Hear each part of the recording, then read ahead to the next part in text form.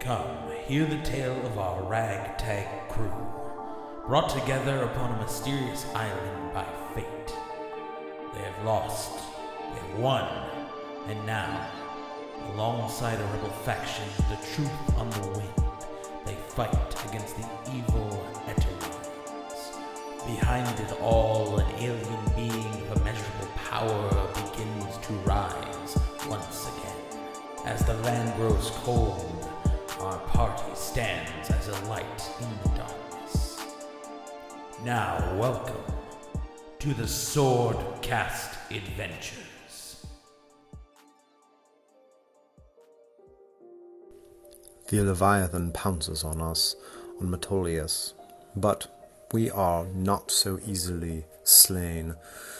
We fight this clockwork worm, this beast, this giant machine. It is a good fight. This new bow that I have, this Oath of the Eladrin, I can feel its power coursing through my fingertips as I am firing. It is amazing. I think that we will go places, this bow and I. But we win. We slay this beast. I even take a small piece of its machinery for further study. But we gather ourselves and continue on towards the oasis. We find the entrance of what we are seeking, the entrance to this library. The entrance seems to be some sort of portal. Do not know where to, but once we pass through it, you can see marked above Abertoral. It seems through deduction that we are no longer in Abertoral. Wonder where this library resides, what dimension, what world. We are greeted by some clockwork fellow. Morit, I believe he called himself. We unfortunately did not put our best foot forward, as Grimtuck and Metolius were bickering like children. But Morit did take us to the librarian. Turns out, the librarian, after traveling through these graceful halls, these grand entrances, the librarian is actually 3 individuals. A sphinx by the name of Darkari, a celestial by the name of Resa, and a demon, Alphabal. An odd pairing, to be sure, but they seem powerful and knowledgeable and not outright aggressive. We ask, and they tell us that the Heart of Corellin, the item which we seek, is hidden, but they do have the knowledge to guide us if we pass their trial. We are to head towards Zaratan's Rest, out in the desert. And then, upon successful return, we will get what we seek. Before we go, Amelia asks if they know of her past, of her nature. They seem to. And yet for some reason they cannot or will not tell. This is understandably frustrating, and Amelia is quite displeased. I feel bad for her.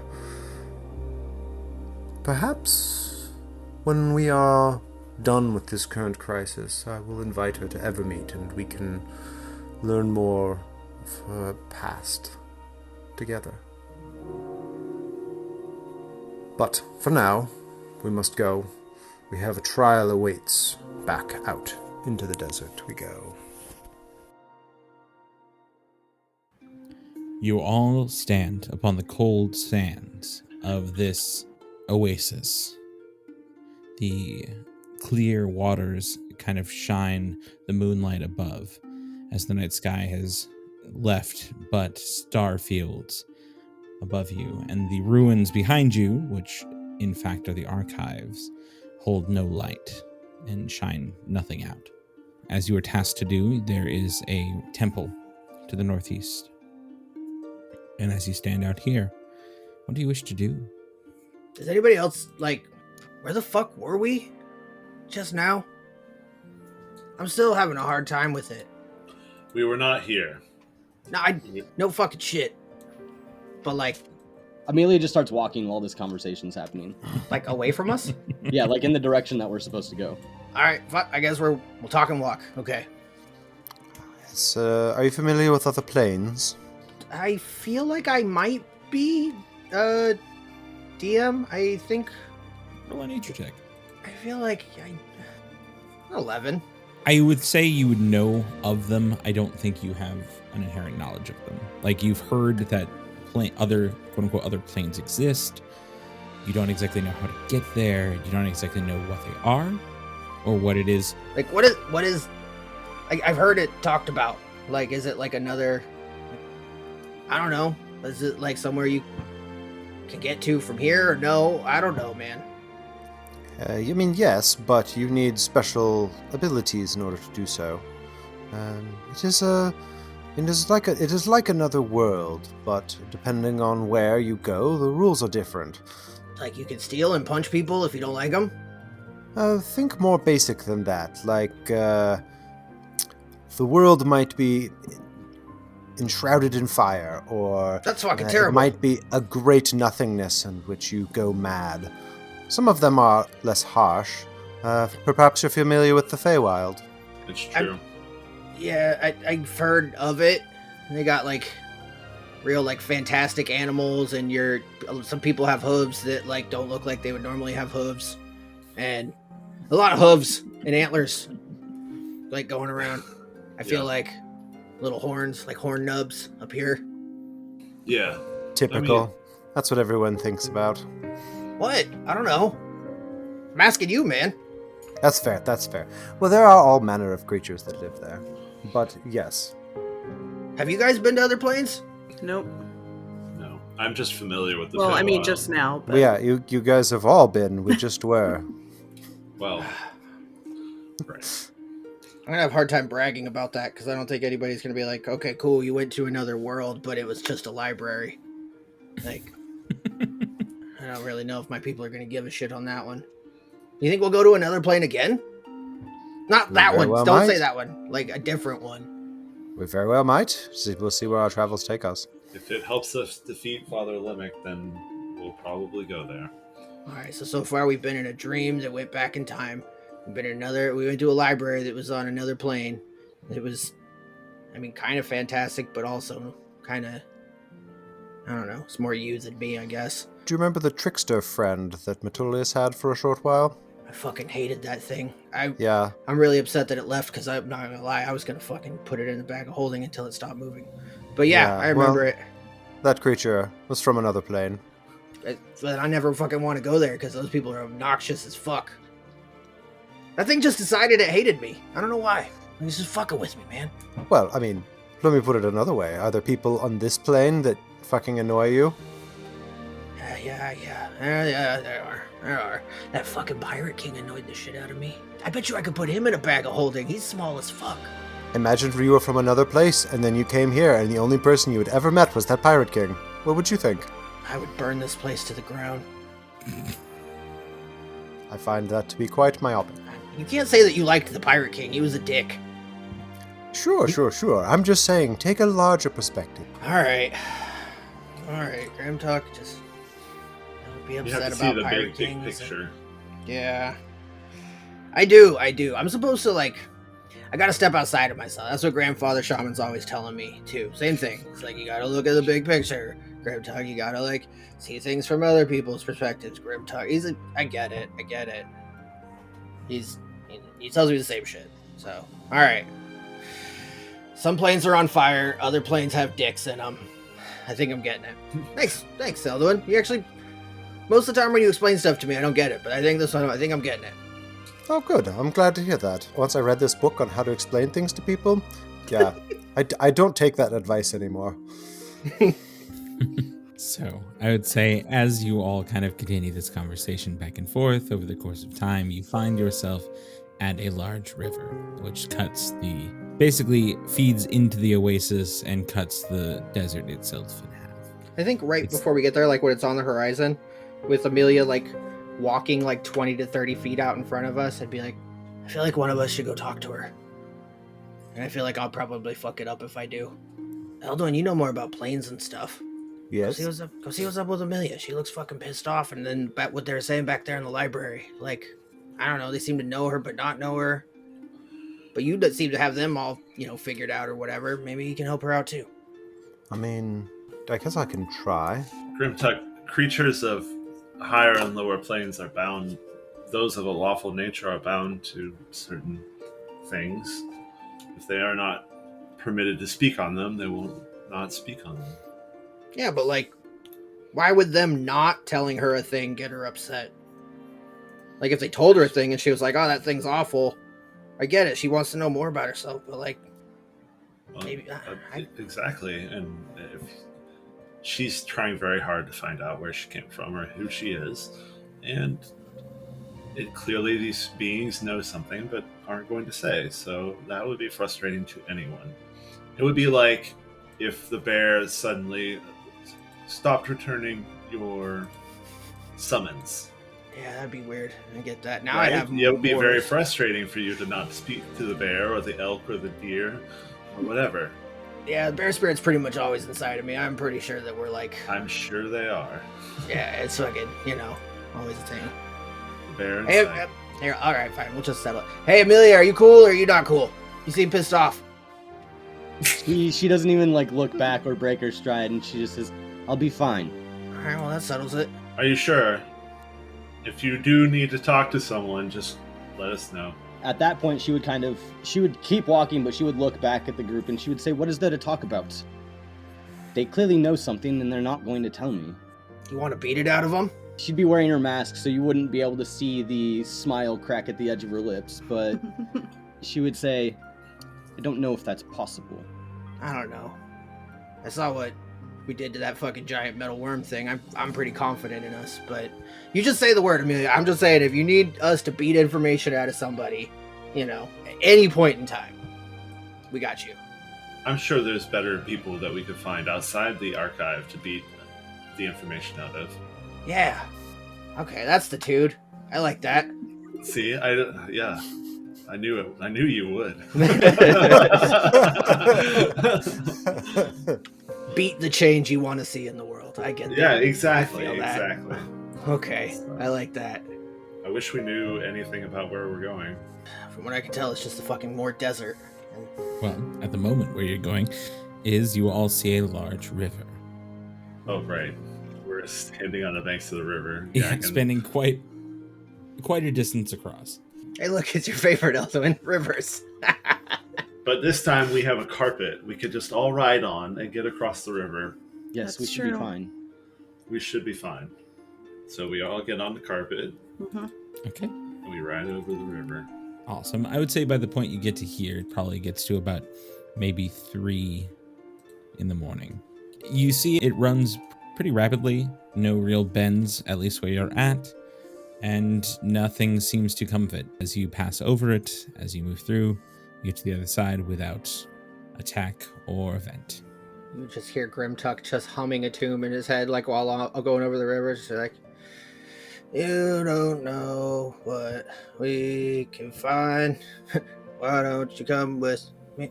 I have the stupidest fucking songs from Bells stuck in my head, and this one about a magic carpet gets in my head every time I get on the fucking magic carpet, every single time.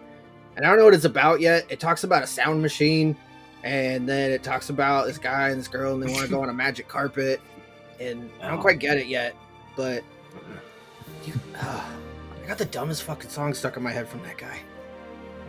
Maybe they wanted to go on a trip. Yeah, it was definitely a trip about a fucking magic carpet ride for sure. But it's kind of repetitive. But damn if it's not catchy. Yeah, that's true. So you make it across the river and you find yourself on the other side. Ahead of you spans a large portion of desert. Though by this point, you've noticed that the desert itself turns much more into the sandy base you expect, other than the hardtack clay or, the kind of worn, almost sandstone that the Leviathan had made. Moving on. Moving on. Staying on the carpet or walking? We walk faster, right? Walking, Not all on it? for sure. Yeah. Walking. Walking. And this time, Grimtuck is definitely not sitting on the carpet. Right. Sounds good. So you all continue forward. This is long, but relatively uneventful as the desert spans, you cross over a few dunes, and as you do, you start to see the mountains return to view from where you are standing. You move farther and farther. A couple hours later, you see off in the distance a large portion of trees that start popping up small at first, but they start growing in size. Finally, as you get to what effectively looks similar to another oasis, you find a few things. You find off in the distance, as far as your eyes certainly can see, Grimtuck, as the light kind of grows, as the sun starts to rise, as the morning begins, you see what looks to be a very large, expansive bridge, well off in the distance, and over another body, like a river that you do not know exactly where it runs through.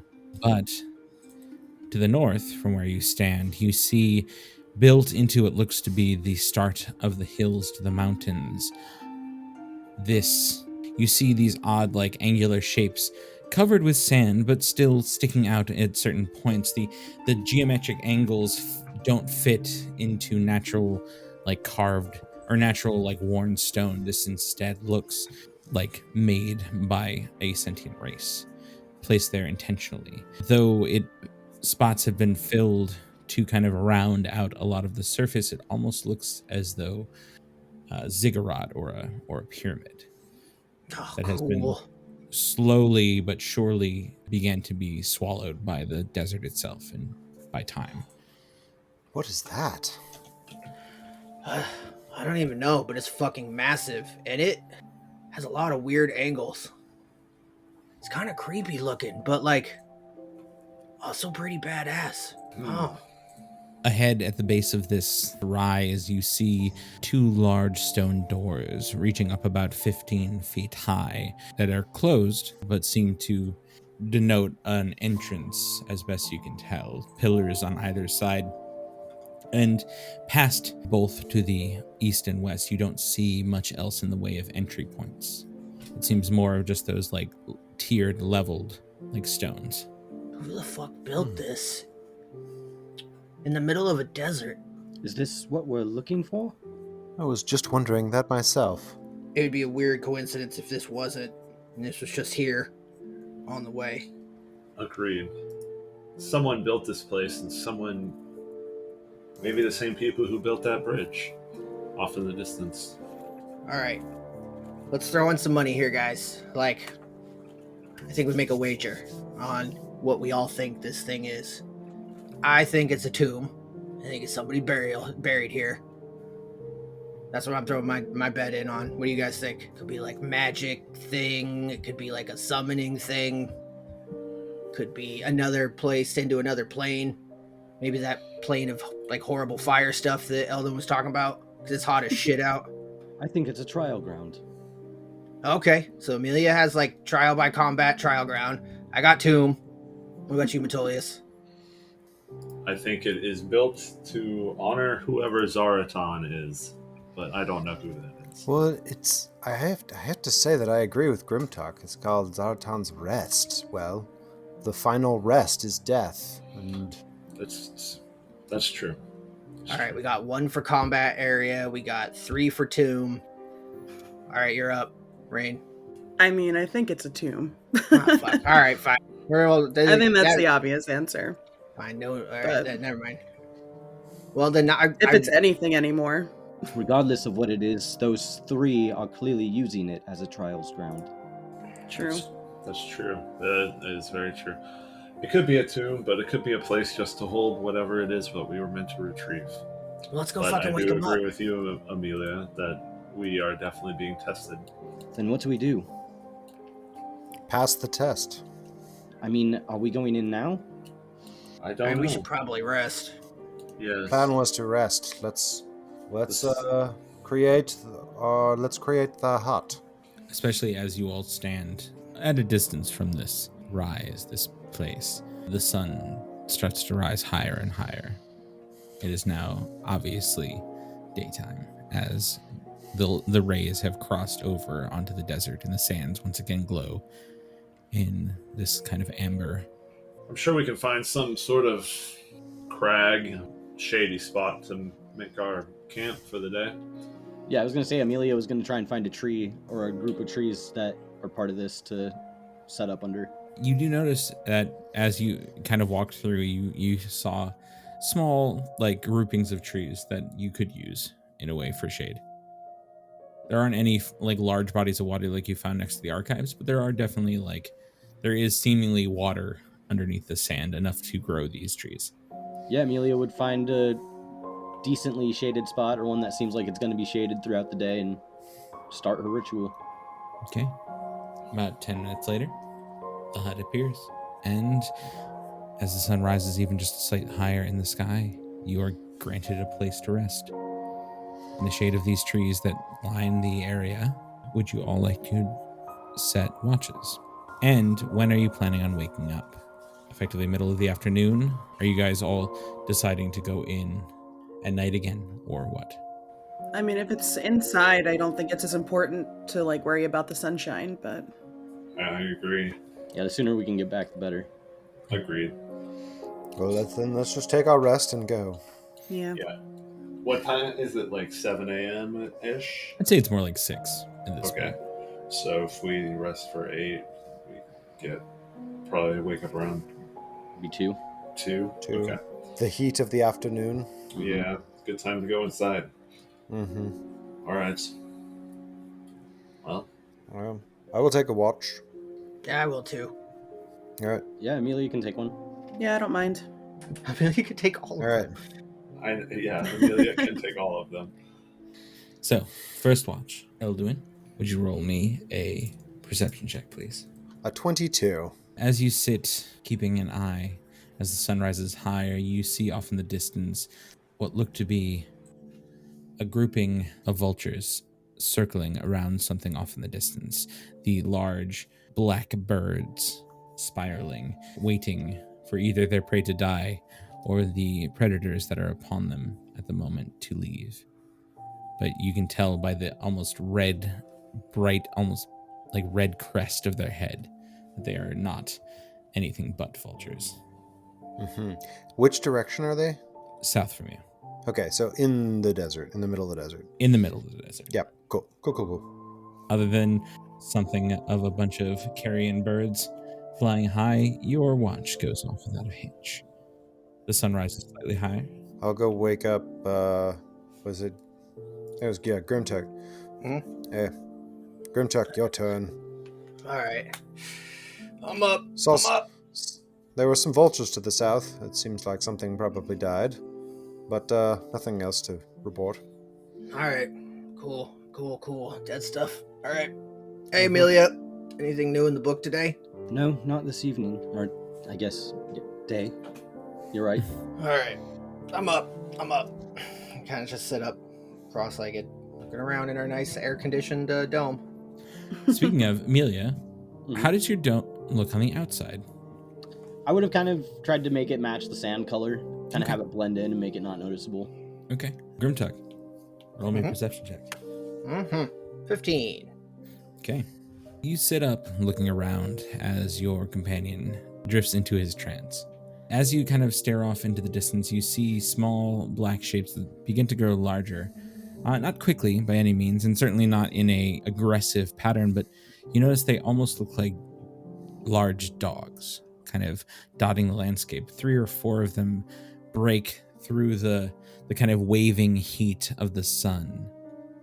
And as they do, they kind of move through. You see what looks to be a haunch of something in one of their teeth as a pack of...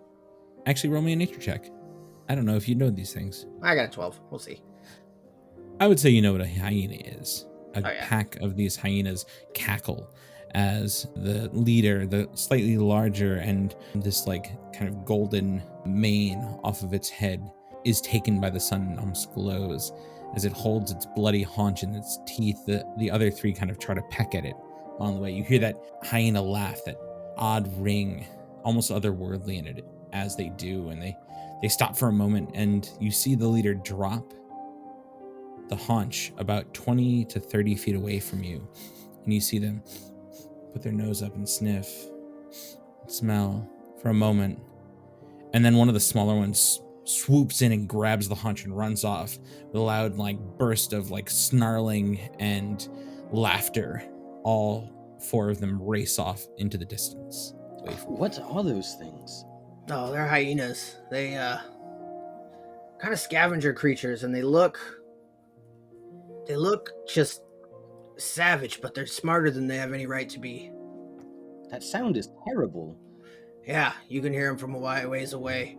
They're pretty fucking crazy. Like, they can do some weird stuff. There's a lot to unpack with them. I think I would just, having an opportunity to tell somebody something that they didn't already know, I would start trying to pour all of my hyena knowledge. Like I was fucking David Attenborough into Amelia. The lowly hyena Right? rushes across the sands.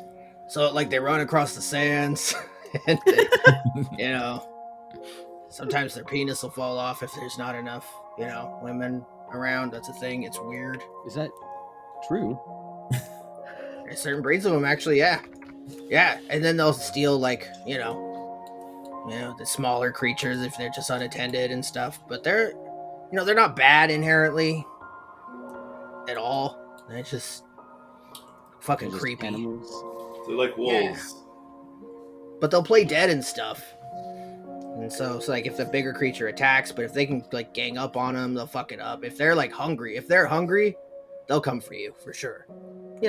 Nothing we couldn't handle. Hey, I wanted to talk to you about something. Yes. So I just want to say that with all of this stuff and, not knowing who you are and things like that, when all this is over, you could always come back to the Shatter Chain tribe. I mean, that goes for the rest of the group, but I can't imagine knowing where to go after all this if I didn't know who I was. And just so you know, the Shatter Chain tribe, we're all made up of a bunch of different people. We were, way back when we were slaves, none of us were related or anything. So we take in all kinds. So I just want to let you know, I don't know where this is all going to go or if you're going to find out who you are, but if you need a people when this is all over, you can always come back with me. Hearing that, Amelia would close her book and set it in her lap, and she would reach up and take her mask off, and she would say, "Thank you, Grimtuck. That means a lot to me. Yeah. I don't know what we're going to find along the way, but even if I did call your people home, I would still want to try and find out. Oh, for sure. And maybe we could help, I mean, I got a war to fight and stuff, but after that, I'm, or maybe before here, but I don't know. Well, if I have no solid leads, then perhaps I can help. Do you think we're going to find out? I don't know.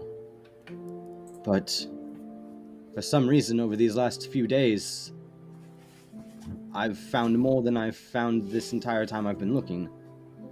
And I had no clue, it just was there. And I still have no idea where to go next, or what to do. So, I don't know. Me either. Do you care about at all, the person you were before all of this, or do you just need to know where you came from? What is it? Is it just the not knowing? Yes, I can feel that there's something missing. And I don't know why. Something I can't quite put a finger on. Perhaps you are missing your family, but you don't know who they are. Perhaps. Whoever they might be, wherever they might be. Indeed. I mean, she kind of looks down in her hands. I didn't just appear like this, did I? That seems unlikely. Is everybody just awake now? I was gonna say. Rain's the only one asleep. I wasn't sure. I was awoken from my trance at the words of hyena penises falling off. Makes sense. Here's a question. So do you think you maybe have what if you have your people are looking for you? I have no idea. She kind of you see her kind of trail off and just kind of start looking out into the desert, thinking about it. Maybe that's who I saw? But even then, they're still holding everything from me. That can't be right. I mean, one thing I know, and this is from talking to a bunch of people who are like the grandfather shaman, and like the great elk spirit that sent me here, and like creatures like that, they never give you all the information. And I think this is my theory, but it's just something I've been working on for a while. I think that they think if they tell you everything all at once, that maybe you'll just like your head will explode or something, or like you'll just fuck it up, or like you just won't do it right. Like if they're just like, here's all the answers, then you're just like, it's gonna go wrong. That's all I can hope for, because the only other answer I can come about is that they're just dicks and they just don't tell you everything, or they want you to like grow and learn it yourself. But They told me that knowing would kill me. see, And I don't know if they mean that literally or figuratively or what. But they said that knowing what I want to know, the guilt would kill me. Or break me down or something along those lines. I think at that, Grimtuck would reach out with his big ass barbarian hand and just kind of like not looking at Amelia, just both looking off in the desert in the distance, just kind of grab onto her hand real quick, like just lightly, and just be like, well, for what it's worth, from what I know of you, I'm not convinced that anything could fucking break you. So, fuck them. And I'll just kind of like look over and just say like, we'll fucking find it, or they'll tell us, or we'll beat it out of them, or we'll get the answers we need to.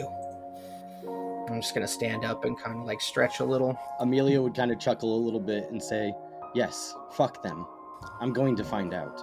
And if it breaks you, then fuck it. Whatever, the old you is broken, and then you just gotta deal with the new you. Thank you.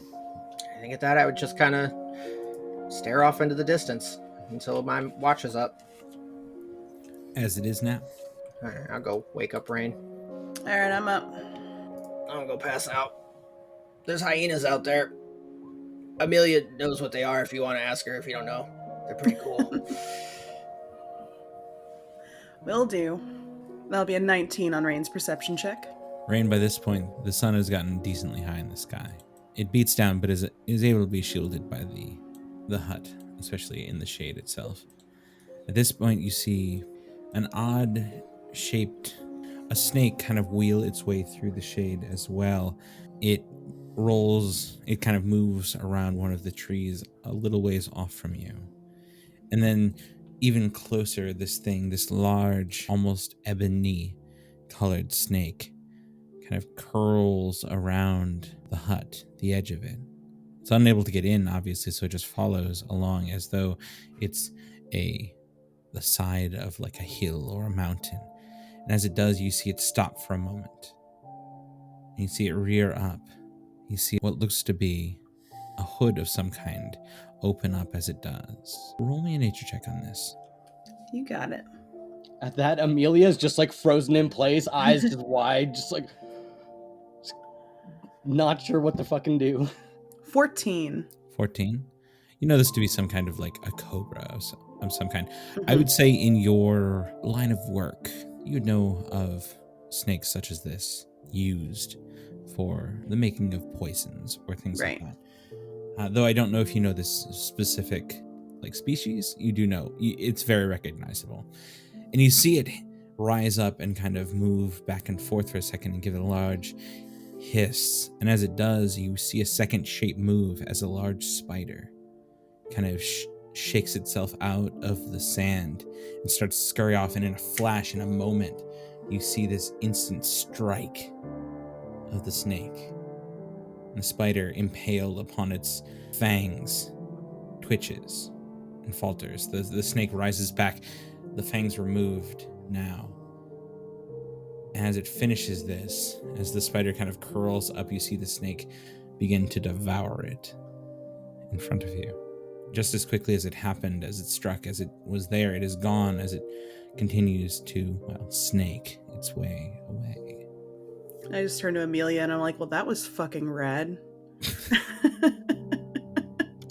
That was fucking terrifying. They can't get in. Amelia's just like heart beating in her fucking chest. I've never seen one that big. Yeah, either have I. Quick like a flash, your time is over with no other seeming occurrences. And then it's just the fourth watch, Amelia. Mm-hmm. Okay. All right. I'm gonna go back to bed for a couple hours. Good luck sleeping after that. Amelia, roll me a perception check, please. Natural 20 for 25. Around you, as the sun rises higher in the sky, as the world becomes this almost warping wastes outside of your shaded just sanctuary, it looks as though the sands become water at a distance as the heat rises off of it. But out of the sand, you see a few shapes kind of scurry across, a similar shape as to what you've seen before. A grouping of scorpions kind of scuttles their way into the shade and rises above, now scurrying over the hut. You see, God.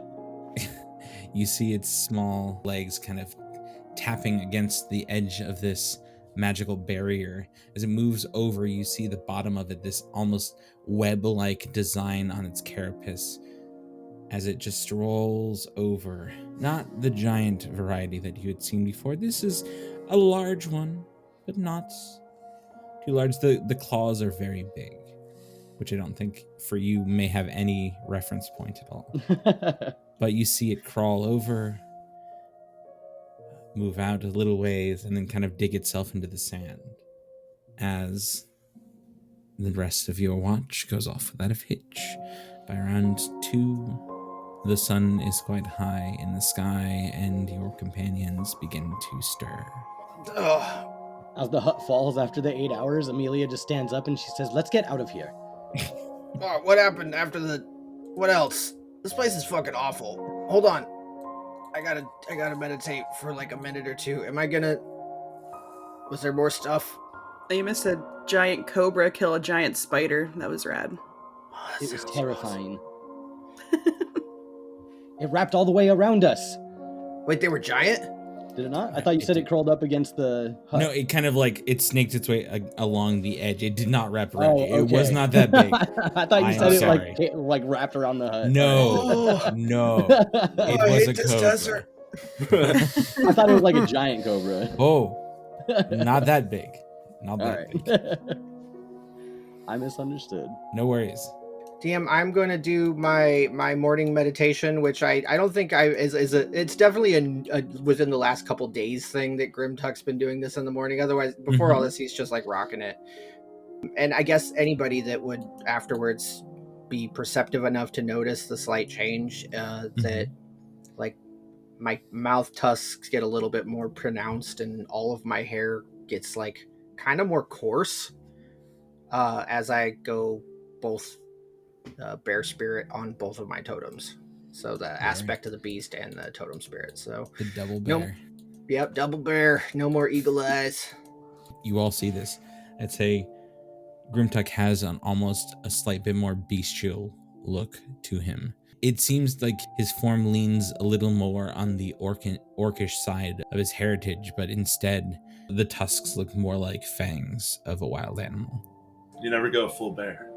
Dude, I'm going full bear as far as I can. I'm definitely not an otter, that's for sure. During that same time, Metolius would be preparing his spells, praying to Guayron Okay. for guidance. Guayron and the Lady of the Forest. As you all do your task, you pray, you meditate, you gather your things. As you do, Oh, everybody gets temp HP. boom. Oh, yeah. It's 10? I think you guys are getting 11. Nice. And then DM, just so you know, do you know what the aspect of the beast bear totem does? Feel free to enlighten just in case. Cool. It's nothing crazy. My carrying capacity is doubled, and I have advantage on strength checks made to push, pull, lift, or break stuff. So I can just carry things and move things easier. Why is this not aspect of the ox? I don't know, 'cause I'm a bear, man. Bears are tough too, I guess. I don't know. If you need me to get honey out of a fucking bee's nest, I got you, baby. Amelia's going to story casting of Armor of Agathis in the Dusk Staff. Okay, sounds like a plan.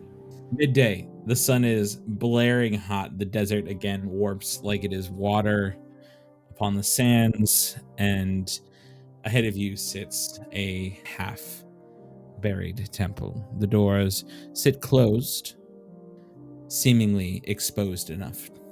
What do you do? If everybody seems ready, Amelia heads towards it. Yes. Yeah, same. As we approach, Metolius will cast Aid at 3rd level, targeting Eldwin, Amelia, and Rain. So you will all get your max HP extended by 10, I believe. Are you casting it at 2nd level? I'm casting at 3rd level. 10 HP to Eldwin, Rain, and Amelia. Nice. For 8 hours. Your Thank you. Yeah, your max HP goes up. And then I'll use the Pearl of Power to get my spell slot back. As I do. Yeah, if we're at the door, I've used my Pearl of Power and ready to go. You find yourselves here. Should be at the bottom of this map, standing out front in the midst of this. You do notice that you are on what seemed to be a slightly built path in the very center in front of these doors, though you don't know how far it goes, and it does seem pretty covered over by the sand. Well, in front of you sits a double door, 15 feet tall. As far as you can tell, only entrance that you can see to this place. I guess I will inspect the doors. Okay. Inspect away. Checking for traps, seeing if they're locked, all that good stuff. Would you like an investigation check for that? Yes, please. That'll be a 17.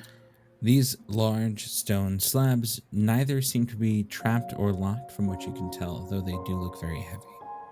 Looks like we can open them, but I'll probably need help doing it. They do have what look to be very rudimentary handles upon the front. I'll give it a shot. I'll try to do it by myself first. Metolius and Grubtug both cracking their knuckles. Roll me a strength check, Rain. Or an athletics check, specifically. 4. You pull, there's a slight shift in the one door that you pull against, but it does not open. It seems to be caught. There's a lot of sand at the very base. Help. Help? It's like, all right, I got this. And I will, with advantage, go give it a shot. Oh my god, dude. There we go. Fuck. 32. 32. Yeah. Didn't even need Metolius. Like Grubtech could walk it up there and Metolius will just say, he'll pat him on the back and just be like, you got this, bro. It's like Superman walks up to the door, doesn't know that he's Superman, and just rips them off the hinges. Just like, oh shit. Fuck. Well. Bear spirit, bro. Yeah. Bear spirit. No, Bear spirit. you do. You pull them open, and with a slight grunt, but pretty decent ease, you just slide them open as they open outwards, revealing a very dark and dusty passage. Ahead of you, you see a long hallway filled with what look to be alcoves that house forms. They look like statues. All of them stand in these alcoves down the hall on kind of opposite sides of each other. I'm looking at a suit of armor with a shield, and there's a coiled snake on the shield, and the... Take it with a little less detail. You see what looks to be a form of some kind, not specifically carved to resemble humanoid in its make, but the features are not as defined, though what looks to be a helmet, a breastplate, and a shield, though the symbols changed. It's a snake, a scorpion, vulture. They kind of go through all of these different things down the way. There is a break in this hallway about 20 feet down from where you are that opens to 2 separate sides that slightly turn off where you cannot see. And this extends quite far down. About every, say, 20 feet, there are another set of these statues lined in alcoves along the way. At the far end of the hall, the light breaks away in your dark visions that you have noticed that a slight rise about 5 feet up, there's a staircase that leads to a platform to another set of double doors at the far end.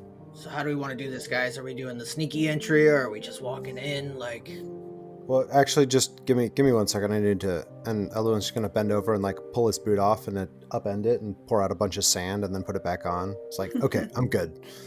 smart move. Smart move. I don't know. We don't know if anyone's home. I mean, but like, you know, if there's maybe, I don't know, maybe like traps or something, or like more. Yeah. There's a lot of that's terrible true. shit around here. Like maybe that some of that terrible shit is in here. You know, I don't want to like just go walking through and then somebody, you know, who's not me, gets stung like by a fucking scorpion or something. You know. Right. But like, I'll go first if you want. But like, kind of look at Rain and be like, seems like kind of a waste to not have the person who can sneak the fuck course. into anywhere. Yeah, I'll scout ahead. If you see anything in there, kill it Or make a bunch of noise. by killing it. That'll be a 34 on my stealth check. You got a higher stealth check than I got an athletics check, and you didn't get a nat 20. That is amazing. You are so fucking ninja. Rain somehow fades into the darkness ahead of you that doesn't exist until about... You think I went through another portal? Yeah. Oh my god. Pick up a Rain's rock. on again. This time I can see it's you throwing it. I didn't throw nothing. So yes, I will sneak ahead. So, as you sneak ahead, you notice that in the alcove to the left, which is one you'd be able to see better, Mhm. there is now getting about here, you stop and see that there are 2 similar figures set in the middle of these alcoves. Both of them look like this, and I'll explain it to you all in a second. Minus the fact that they are seated, they look like this. Stone is carved like marble. They have these intricate carved armor pieces and what looks to be a skirt of some kind long. They are seated in a position, one leg up, a knee up to their chest, the other kind of tucked underneath with a hand on one and this sword kind of over their shoulder on another. Both of them have open eyes and mouths, but nothing in them, just empty. Kind of like what looks to be carved, just eyes and mouths.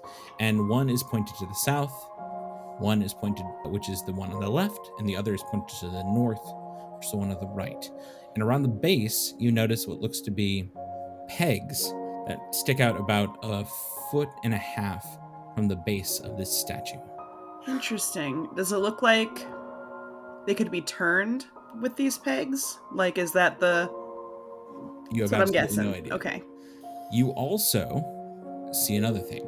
Actually, roll me a perception check really quick, please. 5 on my perception check. So, continue what you're doing. Great.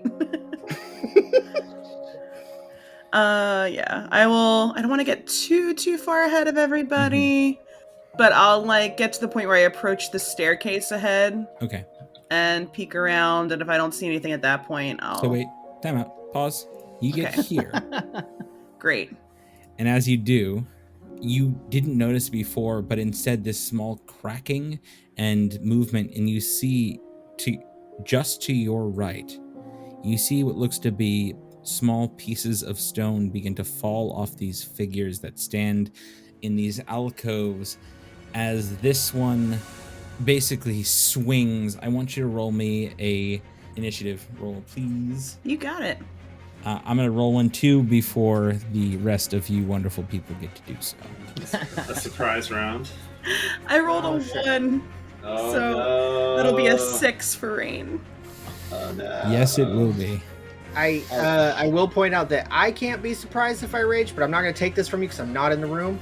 So that's a DM's call. Mechanic. Not a problem. This is just this creature like wiling out against Rain really quick. Cool. Okay. So this isn't exactly a surprise round on y'all, but you all aren't in there. Right. Understood. And if you will allow it, DM, I would say that because I was stealthing, I would probably have my Cloak of Displacement Absolutely. active. That's Peachy Keen. It rolled the same as you, so you see it move and get to move first. I would also like the rest of you to throw yourself on. I'm going to throw you all on the initiative order. Please feel free to roll initiative. So you may act as it begins to pull itself out of this alcove. As you notice this, the rest of you see the two to the very front and the two next to Rain begin to pull themselves alive out of these corners and start to move. Eldon, what'd you get? 12. So, though it may look like everyone is in this correctly, we are going to go Rain, then the creature is going to make an action, and then we are going to top of the round. So, if I get to go first... You do. I'm going to go ahead and pull out my rapier and attack. And using my assassinate ability, I get advantage on that attack, and if I hit, it's critical. There you go. Ooh, yeah. Assassinate the Rock Man. Exactly. That's the goal. Okay. You tried to assassinate me, I assassinate you. Rolled double 15, so that'll be a 26 to hit. Yeah, that hits. So then, let's see, that'll be 39 plus 42 plus 8. So 89 damage. Wow. That's badass. Get fucking That's- wrecked. That was an assassination of a rock man. So you just stab into the creature, large pieces of its body just fall away, but it continues to move. Is there anything else you wish to do?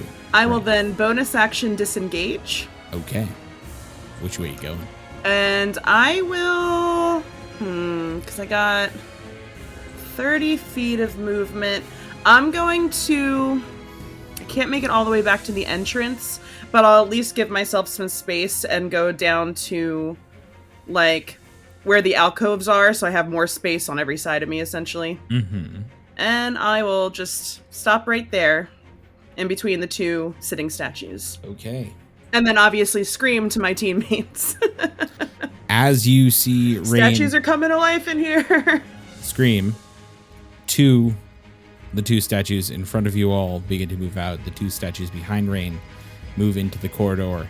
The two of them rush forward towards your companion. And with the shields now turned sideways, look like stone mauls, no longer protective devices, instead large, devastating, bludgeoning weapons. As they swing down, the first that you had stabbed swings down upon you, Rain, with its first maul. 14 to hit you. Does not hit. And it has disadvantage because you have your cloak up, correct? Mm-hmm. So not true. A 14 is the roll. It swings a second time. 12 to hit you. Does not hit as Does well. not hit. As it rushes forward, a piece of the broken stonework kind of clicks wrong, and two swings go wide, one crashing down on the ground, the other swinging down as well. Its fellow meets you in the leg and swings upon you. 22 to hit you. That hits. Okay. The first one, well, the second of these creatures now not seeing, but as the first one misses you entirely, the second one takes advantage of you paying more attention to its fellow and just delivers a solid blow upon you. The hit with max damage at 16 points of bludgeoning damage just cracks into you. I'll use my uncanny dodge to half that. Okay, that's fine and dandy. As it connects, though, the maul seems to vibrate for a moment and explode with a thunderous crash. As you take 20 points of thunder damage. Okay. Do I get to, since that's a single attack, do I get to use the uncanny dodge on the whole total? Man, it's so weird because it hits and then it deals damage. Okay. Can I change it to the thunder damage? I would let you so I can choose. half that? Yes. Okay, I'll take it. So then it would be 10 plus 16, so 26 altogether? Yep. Okay. And I need you to make a strength saving throw, please. Ugh. Not my strong suit. Let's Good. see. I saw what you did there. 18 though. Okay, you're not knocked prone. Nice. As you feel this thunderous crash upon your being, you are not felled. Instead, a second swing comes down to try to break you once again. It does not hit you with a 10.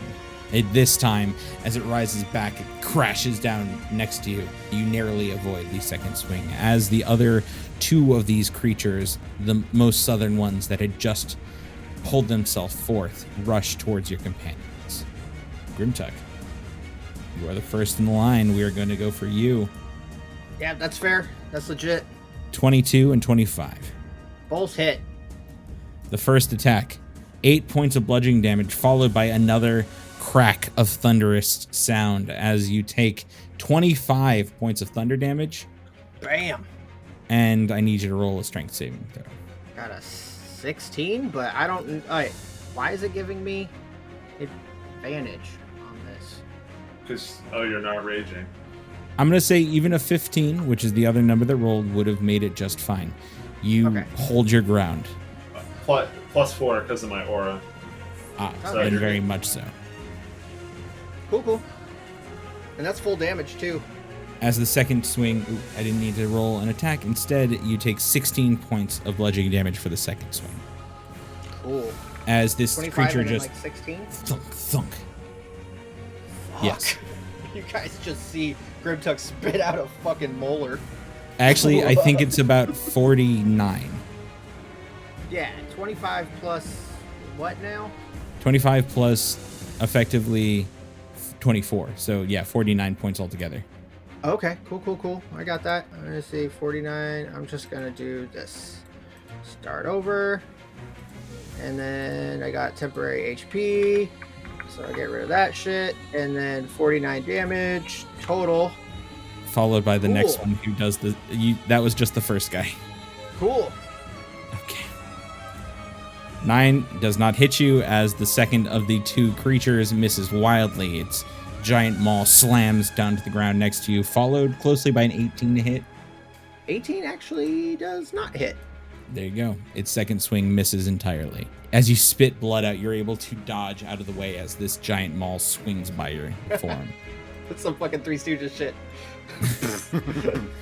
We go to the now top of the round with Amelia. Hey all, Chris here. Wanted to take the moment to let you know that if you're not listening to the Help Action podcast, you're missing out.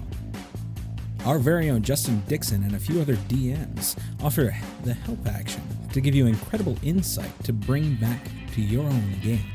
Find it at help-action.com. Also, if you're happening to look for that D&D swag, check out Jess's Etsy store for some beautiful crocheted dice bags. Give your dice hoard a wonderful home to rest. Find it at etsy.com/shop/necrotic-damage. And finally, if you're looking for a good watch and a fun time, check out Chris's, that's mine, Twitch stream, where he plays a variety of games and puts on a dang entertaining show. Check it out every Monday, Wednesday, and Friday at 9 a.m. Pacific Standard Time at twitch.tv/DrackMoreDigital. Okay, let's get back to the action. Amelia, you see your companion first down the hall get walloped. Second, in front of you, get walloped again. Yeah, not great. No, not good. Amelia is going to just say, shit, well that didn't take long. And she's going to step over so she can maybe have a better view. Does she have a line on these guys in the back here by Rain? I would say so. I mean, like, they're a little obscured by the two that are standing next to Grimtuck, but you can still see them. They're high enough with this staircase that you're able to see. Okay. Amelia is then going to... Yeah, she's going to make a motion with her hands as she calls out to this thing that Rain attacked but didn't die as she cast Toll the Dead. So that's a wisdom save. Obviously one of its greatest features. It does not make that. Okay, so that's going to be 25 necrotic damage. Oh. You see more pieces of it shatter and break away as the death knells ring upon its body, but it does not fall. Sweet. Anything else, Amelia? No. Okay. Metolius. And again, for the folks at home, there's a 10-foot space, a 15-foot high doorway, but a 10-foot space that is now very clogged by a large half-orc and two large stone men. Curse all these stone men. Corked. So corked. I don't like it. At least you're not corked.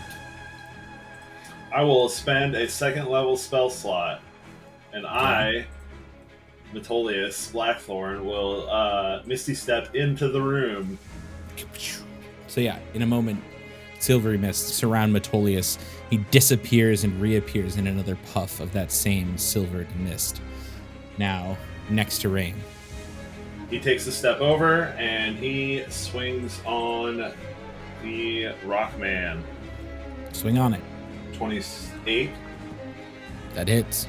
I'll throw a level 1 smite into this one as well for 40. Wow, 2 8s. 40 points of damage total. 40 points of damage total? Yeah. Okay, yeah. I mean, with one swift crash of the claw of Talos, you just shatter this creature into a million pieces. I like to think that I hit it like somewhere where the legs meet the hips, and it just explodes one leg, and so it falls over like a tree. I'm basically down. That sounds great. And he will complete his roundabout getting behind the other one, and he'll swing on that one. Okay. That is going to be a 19. 19 hits. This one is going to be -6, so 24 points of damage. 24. Got it. This time, instead of cleaving the central portion of this, it shifts just slightly and you catch it in its shoulder, breaking large chunks of stone off. I'm just trying to get its attention, so it turns away from Rain. I'll just be like yelling at it. Come fight me! That's the end of Metolius' turn. Okay. Grimtuck. I will rage because There you go. these things fucking took a chunk out of me. If Metolius was still over here, I think I would have gone with the wolf spirit, but since he is not, I will go with the old trusty bear spirit. The old reliable. Reliable. But the wolf one's cool too. It gives everybody who I'm in melee combat with, it gives everybody who's melee hitting them advantage on all of those hits. But Noted. nobody over here is melee. So I will go bear. And I'm gonna go, never mind. Reckless Great Weapon Master to the guy to my left, and I'll see if I can create a hole for us to start climbing on through. Okay. It's 33 to hit, Yeah, that hits. and it needs to make a strength saving throw. Okay. Be knocked on the ground. Mm-hmm. I mean, that's not a 33 to hit. Sorry, it's a 20. It's -5, so it's 28 to hit. Okay. So 10, 11, 12, 13, 23. Mm-hmm. And then ideally, if it gets knocked down, I don't know. Well, as you crack it to knock its legs out from under it, it tumbles into a pile and then instantly stands back up into its form as though it cannot be knocked prone. Cool and creepy. Let's swing again. That's 24 -5, so that is a 19 to hit. 19 hits. So that is 11, 12, 13, 14, and 24 damage. Okay. I think... oh, I Large gotta mark chunks off my are rage. taken out of this creature as you crash into it with the pyre maul. Cool. I will just hold my ground. I got stand in my spot. But you now more than anyone else notice the almost fluid nature of the stones that fill this armor. It moves and forms into this humanoid shape. But you now standing close to it and now seeing as you tried to take it down, it just shifts and flows continuously. Cool. All right. These things are neat. Well, Lewin, your turn. Cool. Well, this is going to be a big surprise, but I'm going to start shooting at point blank range at the one that's right in front of me. Are you fucking kidding? No, of course. I am, in fact, not. However, I am not. This is not my sworn enemy, so I am going to be shooting it at a regular, but still sharply shot manner. How about a dirty 20? A dirty 20 will hit. You're doing the one right in front of you, correct? The one that Grimtuck had also been just wailing upon? Yes. Excellent. So that is going to be 24 plus... Oh, no, wait, that doesn't work like that anymore. Cool. 24 for the first hit. Excellent. and I will fire again. You connect into a crack and pieces start breaking off. That is better. That's a 24 to hit. 24 hits. That's 25 damage. 25. And then my third shot coming in hot. Feeling myself now. Oh, I just kidding. That's a 11. 11 does not hit. All right. Feeling yourself a little bit too much. But you know what? It's okay. It's all about picking yourself back up again. As I will in fact use my bonus action to bend this to the one that is in between Metolius and Rain. Oh, nice. Excellent. That is a 32 to hit it. A 32 hits. All right, 14 piercing there. Magical piercing. 14 magical piercing damage. Out of nowhere, out of the blue, between the two of you, an arrow rockets through and breaks off a huge chunk off this creature. And we move to Rain. I am flanking the one to the north of me with Metolius, so I'll take a shot with my rapier with advantage. And that'll be a 19 to hit. 19? Or sorry, 27. I was looking at the, not the advantage. Not a problem. 27 definitely hits. Excellent. And with my sneak attack, that'll be 35. Ooh, yes. And you're using the rapier, correct? Yes. Excellent. From between this creature's shoulders, Metolius, you see the fine blade of Rain's rapier just pierce through. You see a spider web of cracks grow upon its back as more and more damage is just driven into this thing. It is not down, but it does seem to be cracking. Cracking under pressure? Yes. I think that's all I'm going to do. I'm going to stick right here to give Metolius the flank. Okay. Well then. The creature in between the two of you, Metolius, Rain, swings wildly, almost in an odd spinning pattern as it grabs the maul it has in its hand and tries to swing through both of you. First swing to Rain. Non-natural 20. That hits. You take 9 points of bludgeoning damage as it crashes into you and moves through as it swings and continues to swing upon your companion. It almost turns as though completely loose upon its waist. It turns and spins and swings at Metolius as well. 23 to hit you, Metolius. That'll hit. 13 points of bludgeoning damage as its large maul comes crashing down at you. Catches you off guard as it spins upon its axis. Also, for the record, I just went ahead and uncanny dodged that as well. Got it. Sounds good. Grimtuck. Now, as you are raging, this thing brings a maul once again upon you with a natural 20. Fuck, mall fight. Maul fight. Mall fight. That is 12 plus. Gotta catch them all. I'm about to catch it right to the mouth. Oh man, that's 27 points reduced to 13 points of bludgeoning damage as it connects into you with that first swing. I know there's thunder damage on the way. No. Oh. Nope. That thing did not recharge, so you just got the straight up 13. And the second swing crashes into the wall next to you and misses entirely. Now, the creature to your west decides to continue its forward momentum and moves away from you, giving you an attack of opportunity as it moves down towards Elwood. Cool. Okay. I forget on this one, so help me out. In my last turn, I did reckless attack. Does that extend through to attacks of opportunity or no? I don't believe so. But... No, I don't. I do not believe so. Okay, cool. Then never mind then. Yeah, no, it has to happen on my action. So yeah, no dice. Yeah. So I will still do Great Weapon Master because I'm feeling myself. Careful. I know, right? A lot of that going around. It's the bad feeling yourself juju going around. I mean, I hit to a 20. Ooh, so that's hold up. cool. Before you attack, you hit on that. I was mistaken and did not swing with advantage on that. Oh, yes. Take your advantage shots. That is a 22 to hit you with that second one. Yeah, damn Skippy, it hits me. So not a natural 20, but you do take 3 points of bludgeoning damage with that second one. It does not swing wide. I apologize. Cool. So 16 altogether. Now, with your 25, you do connect. 20, because I did Great Weapon Master. 20 Which still actually, does. let me check and make sure I can even do that. Okay, it has to be on my turn. So it's a 25 to hit. It's a normal hit. It's I can't do that. So 14, 15, 16, 17. a large chunk is taken out of this creature, but it does not fall.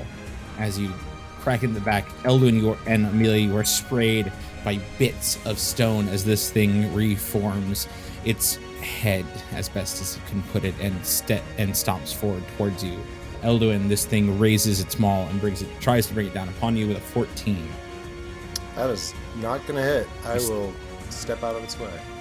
You step back quickly, it unable to connect with what it was trying to do, but a second swing quickly rises and flows straight towards you with a natural 20. Cool. All right. Yeah. That's time. Taste it, Archer. So, oh, god damn it. Okay. Yep, share the love. They've already done 70 points of damage to me, so they're fucking mean. So, 26 points of bludgeoning damage. Okay. I mean, as we do, followed by the 3d10 plus 19 plus 49 points of thunder damage. Jeez, As dude. it connects with that second swing and lets off a thunderous buddy. explosion. These guys came correct. Wow. So it's 19 plus 49? Isn't there a strength check after that? Wow. There is a strength check after that. Yes, sir. For me. Eldon, yes. Please roll me a strength check. All right. How about a 17? 17 succeeds. You hold your ground underneath that barrage. That wasn't a barrage. One single gargantuan. A barrage of damage. A plethora of damage. Yeah, there we go. Yeah. That's tight. A mighty These things- blow. A They mighty fucking blow. Captain Yeah. Falcon you. Just Twas a fell strike. Yeah. But that's the end of its turn. Amelia, you have just seen your companion take the brunt of this. I'm not dead yet. Just barely standing. I don't actually know what your health. Actually, I mean, I couldn't take another one like that, but I still haven't. I'm not a paperweight either. Oh yeah, that happens, and Amelia is just going to be like, back off! And she's going to reach out, and she's going to firebolt this fucker. Do it. Firebolt. Ooh. It is technically a 25, because I am not holding the rod at the moment. wouldn't that be 25. disadvantage because he's close to you, or no? I am currently stalwart because I am holding the dusk staff. Boom. Oh, tight. Why do I not have disadvantage on my attacks like that? Fuck So yeah. that is 25 fire damage. And that, you say that Excuse me, as 30 fire damage. My Ooh. 5 isn't added onto that. you reach your hand out and you scream, "Get back." And as you do, the firebolt flows from your hand and into this creature. You see it just soak into its chest, and as it does, the flames explode out. And its body just like crumbles and falls across the desert around you. Good. And then at that point, Amelia would reach over to Elduin and say, "Are you okay?" As she like goes out and like puts an arm on him, and she's going to give him. Let's go with. I'll give you 3d6 for now. Sweet. For now. For now. As a treat. Not great, but 9 HP. I will take it gladly. I guess Thank that's you. almost average. Amelia, is that your turn? That is my turn. Then, Metolius.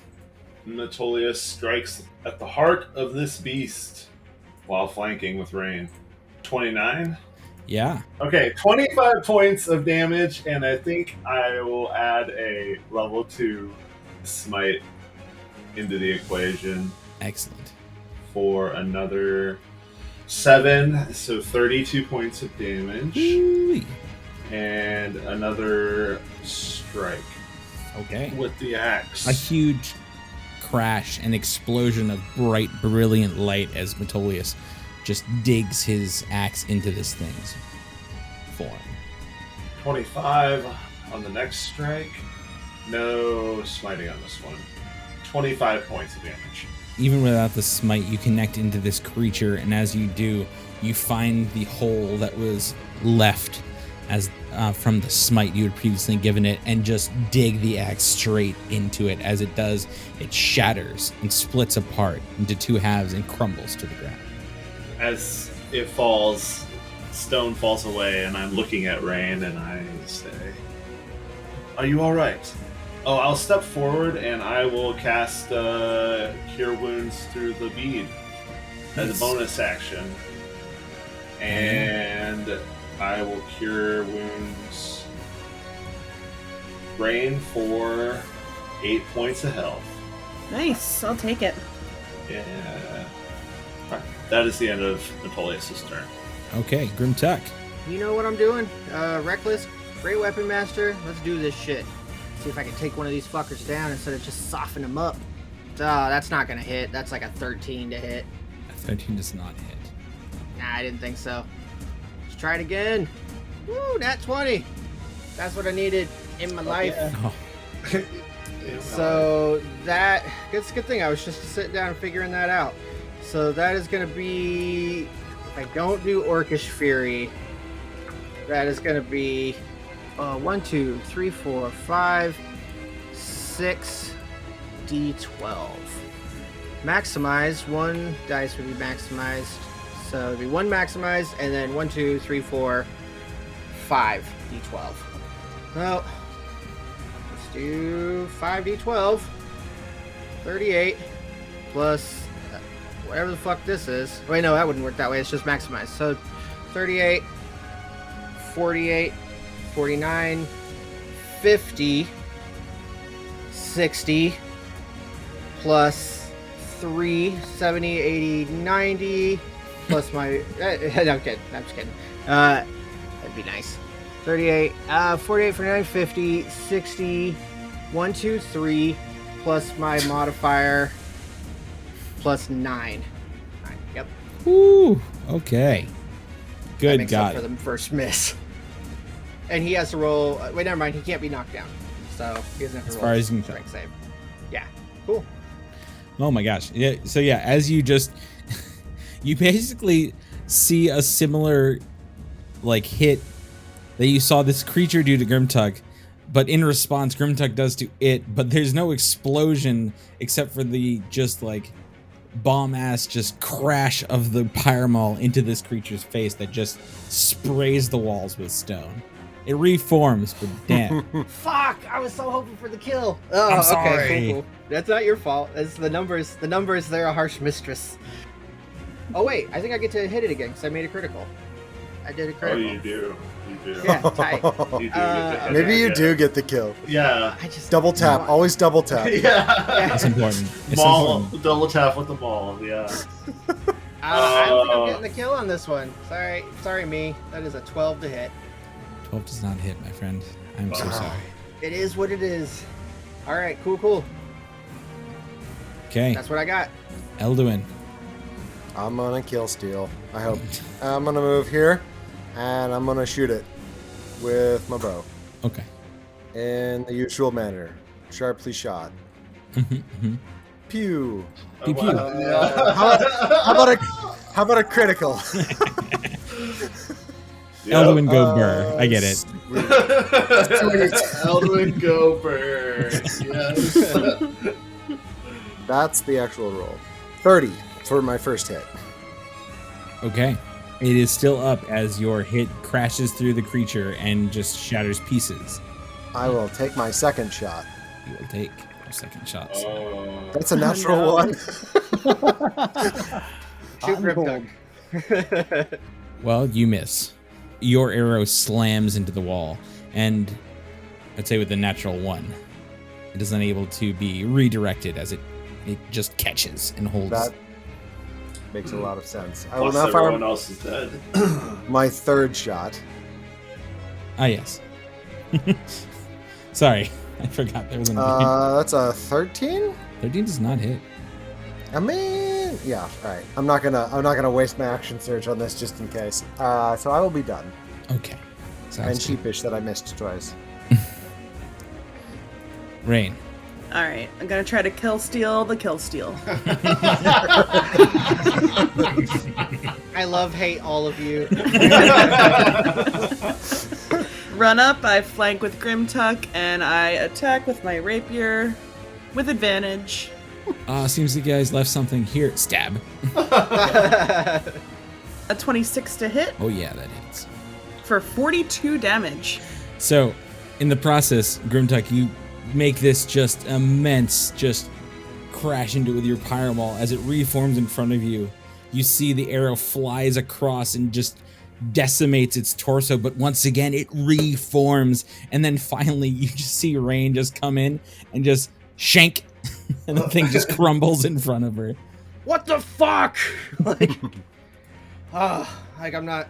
That was a good hit, but I just kick the rocks around just like a little kid. Just kicking. Fuck this shit. Oh. And as the last one falls, the world around you goes much more quiet. You see Grimtuck just kind of like holding his face. He's like, turns around a little bit. He's like, do you guys see how hard he fucking? Oh shit! Looking at Elduin's face. And like, oh, are you all right, buddy? Fuck, I thought I got bad. Oh, that one. That's like top 10 ever hits. Right. Maybe top 3. Let me take a look at it. And Amelia will move over and kind of like give Elduin a once over, and she's gonna cast Cure Wounds on him. Yeah, Thank dude, you. that fucking hit hard. Ah, Yeah, what? That was a hell of a construct. my ear's still It's ringing. 23 HP back. Yay. You guys think that tooth's gonna grow back? Probably taking it not. with me. I mean, it does. This weird shit happens. I don't know. Actually, don't know Can I see that? Yeah, sure. Can I Hand it like? over. Where did it come from? It's like a back molar, like right here. It's right next to the gold tooth. I'm gonna take his tooth. I'm gonna put it where it's supposed to be, and I'm gonna use Lay on Hands and give him like 10 points of HP. But I'm gonna reinstall his tooth. Sounds good. You pump the Lay on Hands straight through the tooth, and you feel for a moment, Grimtuck, a shooting pain as the nerve grows back into the side of the tooth, holding it firm. You feel a slight like prick as the tooth settles in the well where it was. And it no longer feels loose or out. It is just back to what it was. Yeah. Oh, thanks, man. Yeah, get 10 HP back. I still look like a little bit haggard, but I'm not like showing it too much. I'm still in the triple digits, so it doesn't matter. But I'm just like, fuck, man. Thanks. Oh, that thing. I kind of have more respect for my maul now, because that hurts. Yes, indeed. If we can spare 10 minutes, I can say a prayer that will restore vitality to everyone. I'm not gonna say no. It's probably a good idea. If that was the entrance to this place, I think we need to be ready to get hit harder than that. I'm excited. These things are fucking brutal. This is gonna be great. Tolius will spend 10 minutes casting Prayer of Healing, and at the end of it, everyone gains add 1 to that, 13 HP back. Hearing that Metolius is going to do a ritual, Amelia also sits down to do a ritual as she pulls out her bag of these black chunks of bones and sets them out, and she casts Augury. But because she has the Dusk Staff, it only takes her 5 minutes. Nice. Cool. While you guys are doing augury stuff and healing, I would just specifically to Rain and Metolius, because I know Metolius can listen to stuff while he's casting stuff. I'm just gonna say, so I've been doing like a lot more of my meditation stuff, and just know that there are some times like it's kind of weird. I don't know how to explain it, but I have a little like different animal spirits have been like talking to me a little bit, and kind of in my head, but kind of in my dreams. But if I'm ever out in front and like I can like run up on somebody earlier, I can make it way fucking easier for you two to do your thing. Like come in and stab the fuck out of people. So I don't quite know how it works, but like I think it'd be really helpful, especially for you, Rain. Yeah, that's good to know. It'll just give you advantage on anybody that's in melee range with me.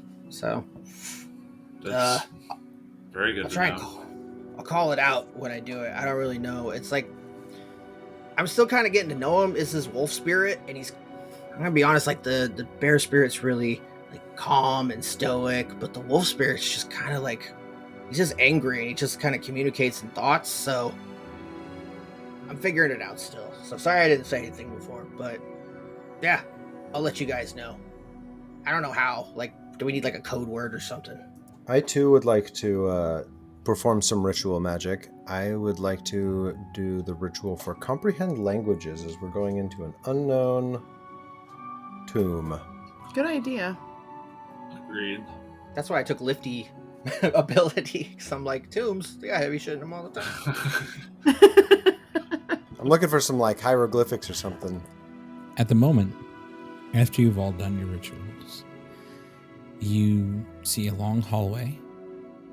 You see more of these statues in alcoves all the way down. And then, of course, you see the two seated statues looking in opposite directions, one north, one south. And then at the very end, there is a set of doors closed to the north. You do not see any form of hieroglyphics or writing or any other form of art other than the statues in the walls and the statues in the middle. Oh yeah, as we're passing by the sitting statues, I'll point out the pegs that are coming out of the bottom. Mm-hmm. I thought this was kind of weird. I might have missed this, but how large are the pegs? Are these like It's like giant? a foot and a half. Foot and a half out from underneath the statues. Yeah. Okay. And there's how many of them around a statue? 10, 15. Like, quite a good amount. Do you think these things move? That was my thought, because they're facing in different directions right now. Do they look like they could be like gears of something? Like, do they fit together like teeth? I don't think you would be able to tell that from there. All you see are pegs sticking out from underneath the statue base. I'll give it a shot. I'll turn it. Or try to. It is pointed south, Metolius. Which direction would you like to turn it? I'll just turn it to face the east. 90 degrees. Okay, so you turn it 90 degrees to face the east. And it doesn't take very long, and it is definitely not something that seems to need any form of check. As you do, you just start to push against it, and you hear as it clicks slowly into place, and then and sets as it faces the east. Well, they move. Yes, indeed. What have you done? What is it? I don't know. It's just I've turned it. All right. Well, let me give it a shot, and I will turn it towards the one that is now facing Metolius. So Grimtuck decides to turn the one that is looking north to the west. Mm-hmm. Another 90-degree turn. And again, a swift clack as it locks, or as it sets in place, now facing each other. A moment goes by, a breath, and then between the two, both of their eyes glow. Their mouth fills with light as well. And as they stare towards one another, a voice rings out, and it says, in tandem from both sides, amongst two sisters. The first one gives birth to the other, and she further gives birth to the first. Who are they? And I think that's where we're going to leave it right now. Heyo, Chris here again. Just wanted to say thank you so much for listening to the podcast. If you want to keep up to date with us, check out our socials on Instagram, Twitter, and Facebook at /theswordcast. If you like what you heard and want to help us keep the lights on, check out our Patreon at patreon.com/theswordcast, where for $5 a month you can hear Matt or Metolius run a few of us through the deadly halls of the Tomb of Annihilation. Thank you all again, and don't worry, you'll be hearing from us soon. Bye-bye.